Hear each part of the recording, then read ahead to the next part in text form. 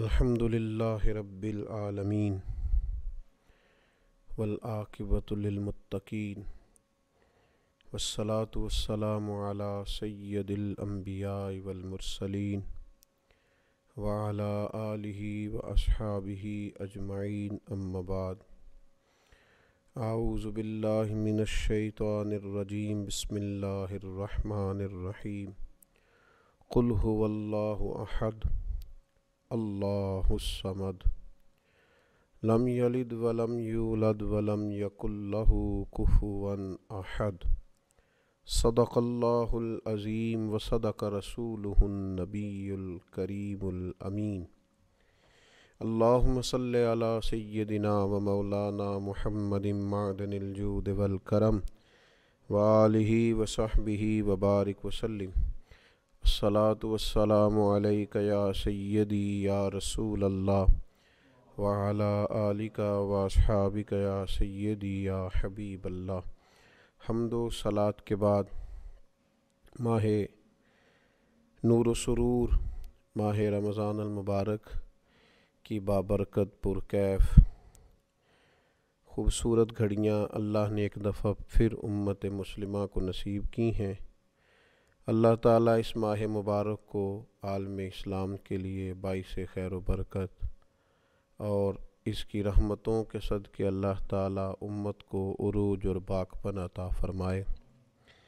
آج رمضان المبارک کی بابرکت گھڑیوں میں پہلی تربیتی نشست ہے۔ آج کی گفتگو میں عقیدہ توحید کے تعلق سے چند گزارشات آپ کی خدمت میں عرض کرنی ہیں، اور میں نے یہ عرض کرنا ہے کہ عقیدہ توحید انسان کی زندگی پر کس طرح کے روحانی اثرات مرتب کرتا ہے۔ جس عقیدے کا انسان ہوتا ہے، جس نظریے کو وہ مانتا اور جانتا ہے، اس کے لازمی اثرات اس کی روحانی زندگی پر ہوتے ہیں۔ اسلامی عقائد میں سے بنیادی عقیدہ عقیدہ توحید ہے۔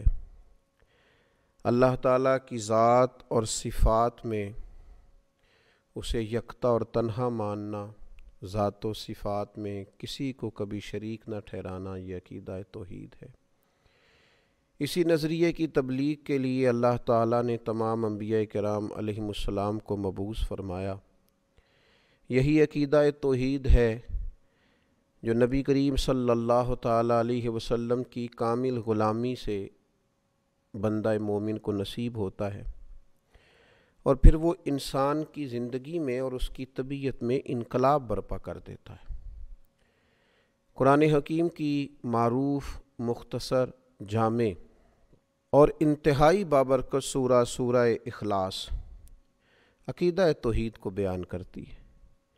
اللہ کریم نے ارشاد فرمایا قل هو اللہ احد، تم فرماؤ وہ اللہ ہے اور وہ ایک ہے۔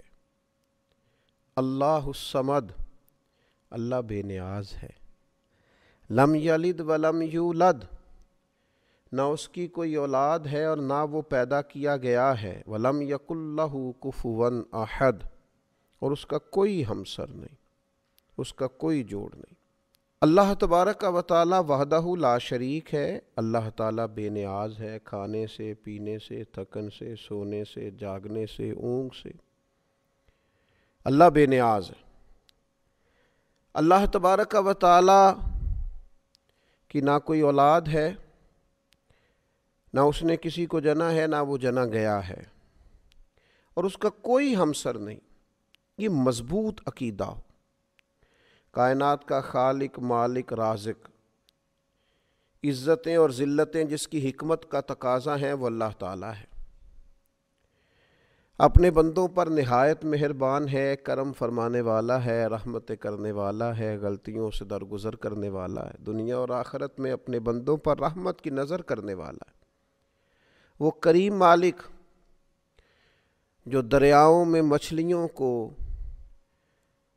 جو بلوں میں چیونٹیوں کو، پتھروں میں کیڑوں کو، جو ہر کونے میں ہر مقام پہ بسنے والے انسانوں کو رزق عطا کرتا ہے، مالک حقیقی ہے، خالق حقیقی ہے، رازق حقیقی ہے۔ رحمان ہے، رحیم ہے، کریم ہے، ستار ہے، غفار ہے۔ وہ اپنی شانوں، صفتوں، کمالات اور اسماء مبارکہ میں ہر لحاظ سے بلند و بالا ہے، یکتا و تنہا ہے، اور اتنا کریم ہے کہ جس طرح کا بندہ اس کے ساتھ گمان کرتا ہے، مالک اسی طرح کا اس کے ساتھ معاملہ فرما دیتا ہے۔ مانگنے والوں کو رزق بھی دیتا ہے، عزت بھی دیتا ہے، صحت بھی دیتا ہے، اولاد بھی دیتا ہے، عمر بھی دیتا ہے، اور دیتا ہے تو بے حساب ہی دیتا ہے، اور دیتا ہے تو پھر اتنا دیتا ہے، اتنا دیتا ہے، اتنا دیتا ہے کہ انسانیت لیتے لیتے تھک جاتی ہے، لیکن مالک کی عطائیں جاری رہتی ہیں۔ فرمایا بس ایک بات کا خیال رکھنا، کسی کو اس کا شریک نہ ٹھہرانا۔ بہت زیادہ تفصیلات نہیں، مسلم شریف کی ایک حدیث، حضرت جابر ابن عبداللہ رضی اللہ تعالیٰ عنہ بیان کرتے ہیں کہ نبی کریم صلی اللہ تعالیٰ علیہ وسلم نے بیان فرمایا کہ جو اللہ تعالیٰ سے اس حال میں ملا، جس نے گویا بروز قیامت رب سے اس حال میں ملاقات کی کہ وہ کسی کو اللہ کا شریک نہیں ٹھہراتا تھا، تو بندہ جنت میں جائے گا۔ ختم ہو گئی بات۔ اور فرمایا جس نے اللہ سے اس حال میں ملاقات کی کہ معاذ اللہ وہ کسی کو اللہ کا شریک ٹھہراتا تھا، وہ بندہ دوزخ میں جائے گا۔ رسول رحمت صلی اللہ تعالیٰ علیہ وسلم کی اس خوبصورت جامع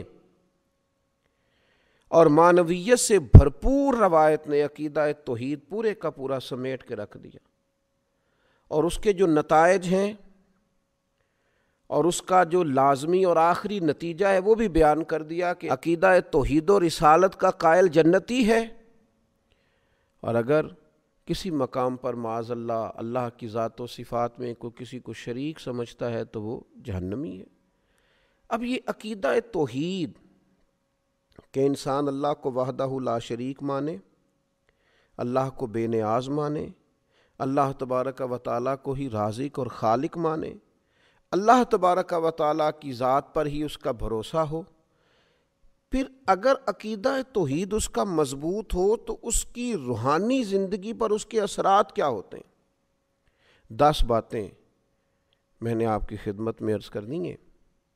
عقیدہ توحید کے جو روحانی اثرات ہیں، انسان کے وجود کو، روح کو، ذہن کو قوت اور توانائی جو یہ عقیدہ دیتا ہے، وہ 10 باتیں اللہ کی توفیق سے آپ کی خدمت میں عرض کرنے جا رہا ہوں کہ طاقتور ترین اور مضبوط ترین اور وسیع الذہن اور وسیع القلب اور وسیع المزاج شخصیت عقیدہ توحید ترتیب دیتا ہے۔ سب سے پہلی بات یہ ہے کہ جب کوئی انسان اللہ کی توحید کا ماننے والا ہوتا ہے تو وہ تنگ نظر نہیں ہوتا، لسانی بنیادوں پر، علاقائی بنیادوں پر، رنگ و نسل کی بنیاد پر تقسیم نہیں ہوتا۔ کیوں نہیں ہوتا؟ اس لیے کہ وہ اس رب کا ماننے والا ہے جس نے زمین و آسمان کو بنایا۔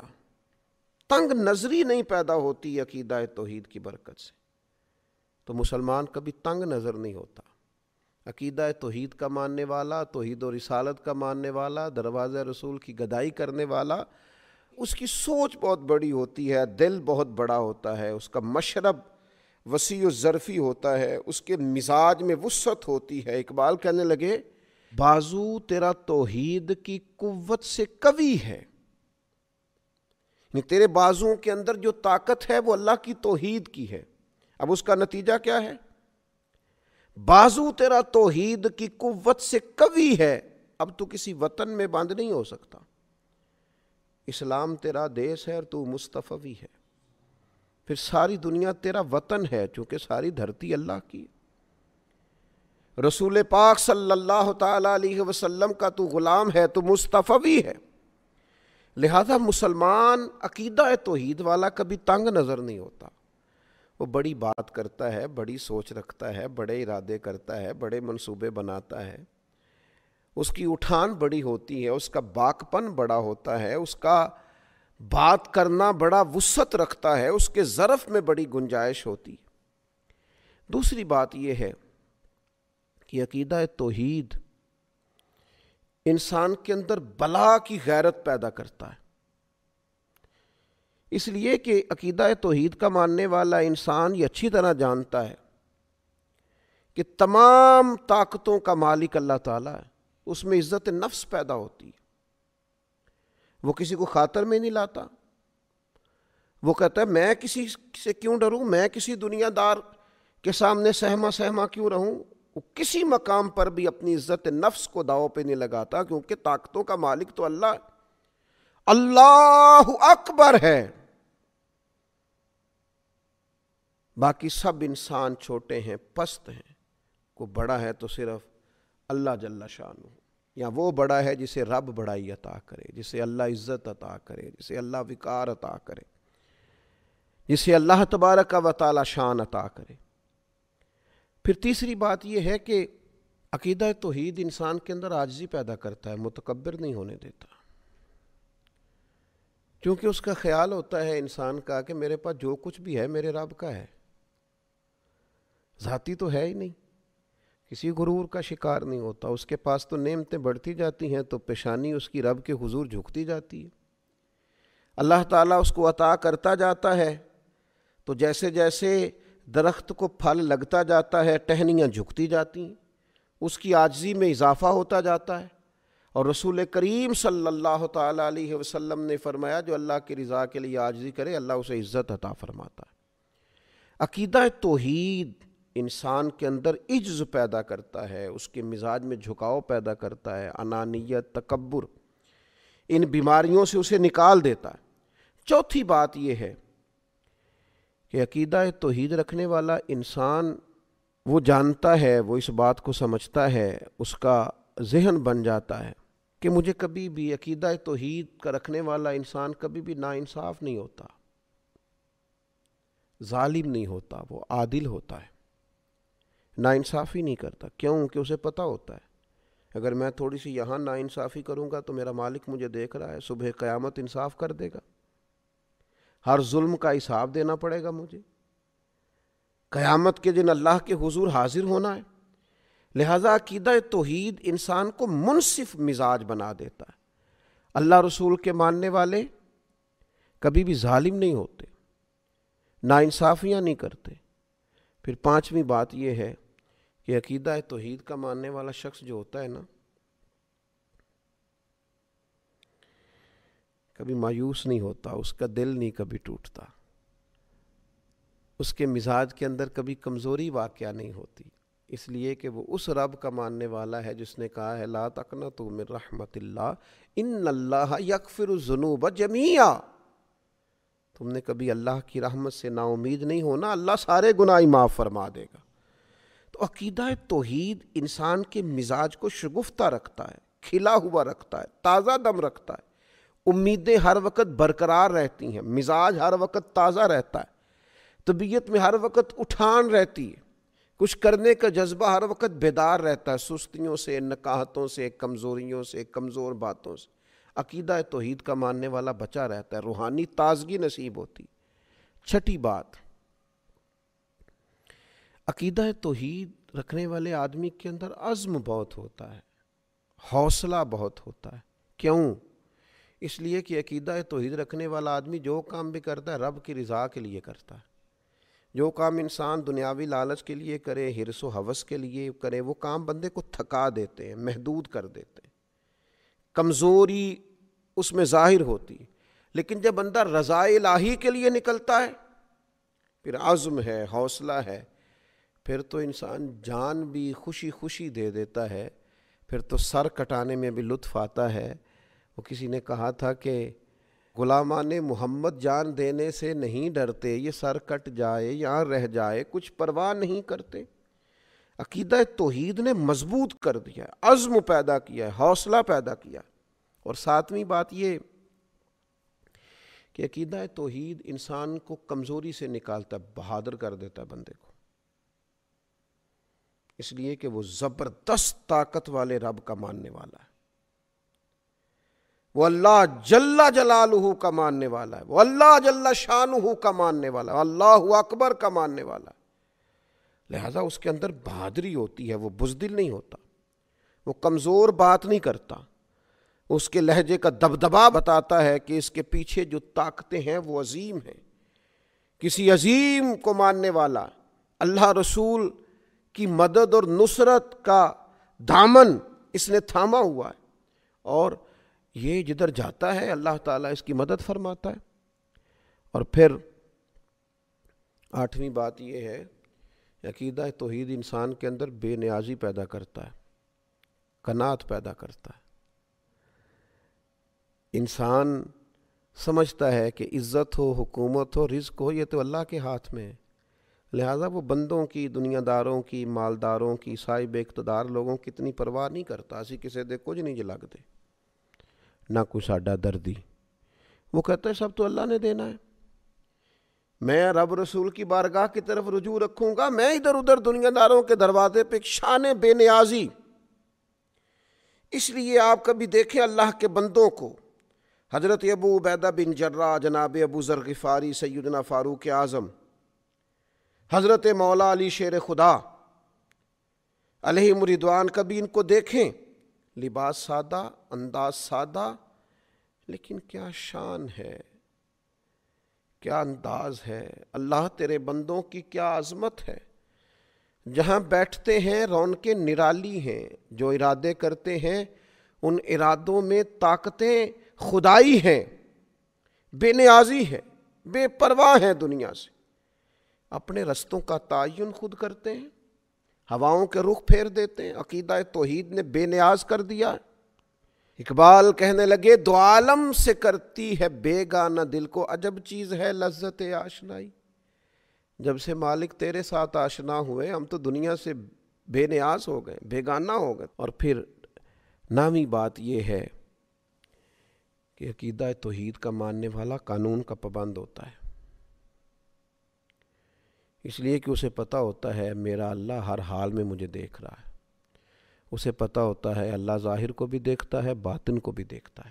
لکھا ہوتا ہے نا، کیمرے کی آنکھ آپ کو دیکھ رہی ہے، محتاط رہنا۔ تو جسے یہ یقین کامل ہو میرا رب مجھے دیکھ رہا ہے، کسی قانون کی خلاف ورزی نہیں کرتا، اپنی حرکات کو، سکنات کو، صبحوں کو، شاموں کو، جلوتوں کو، خلوتوں کو اللہ رسول کے قانون کا پابند رکھتا ہے، کیونکہ عقیدہ توحید کا ماننے والا ہے۔ اور 10ویں بات یہ کہ عقیدہ توحید انسان کے اندر قوت اور مساوات کو پیدا کرتا ہے۔ انسان سمجھتا ہے یہ ساری مخلوق اللہ کی پیدا کرتا ہے، وہ کسی کو حقیر نہیں جانتا، لوگوں سے پیار کرتا ہے، رب کی مخلوق اسے اچھی لگتی۔ الخلق و یال اللہ، حضور نے فرمایا مخلوق اللہ کا کنبہ ہے۔ جب وہ عقیدہ توحید کا قائل ہوتا ہے، پھر اللہ کی مخلوق سے پیار کرتا ہے، پھر مساوات کرتا ہے، پھر انسانوں کو حقیر نہیں جانتا، پھر وہ اللہ کے بندوں کو، مسلمانوں کو، رسول کریم کے غلاموں کو غلامی کی نسبت سے ساتھ بٹھا کر فخر محسوس کرتا ہے۔ کسی بھی مسلمان صحیح العقیدہ کو پاس بٹھا کے اسے گھٹن محسوس نہیں ہوتی۔ یہ 10 باتیں ایسی ہیں جو روح کو تازہ کر دیں، جو طبیعت میں ایک نورانیت پیدا کر دیں، جو مزاج کو شگفتہ کر دیں۔ یہ کب نصیب ہوتی ہیں؟ جب عقیدہ توحید ملتا ہے۔ 10 باتیں عرض کی ہیں، اللہ تعالیٰ مسلمانوں میں یہ پیدا کر دے، ہمارے دلوں کو ٹھنڈا کر دے۔ اور آپ یقین کریں اگر یہ 10 باتیں پیدا ہو جائیں تو انزائٹی بھی گئی، ڈپریشن بھی گیا، ٹینشن بھی گئی، اور یہ جو کہا جاتا ہے کہ فلاں میری بات نہیں سن رہا، فلاں میرا خیال نہیں رکھتا، ان ساری باتوں سے انسان گیا۔ جس کے پیچھے رب رسول ہوں اسے کسی اور کی حاجت رہ ہی نہیں جاتی۔ اللہ تبارک و تعالی عقیدہ توحید و رسالت کی مضبوطی عطا کرے۔ وما علینا الا البلاغ المبین۔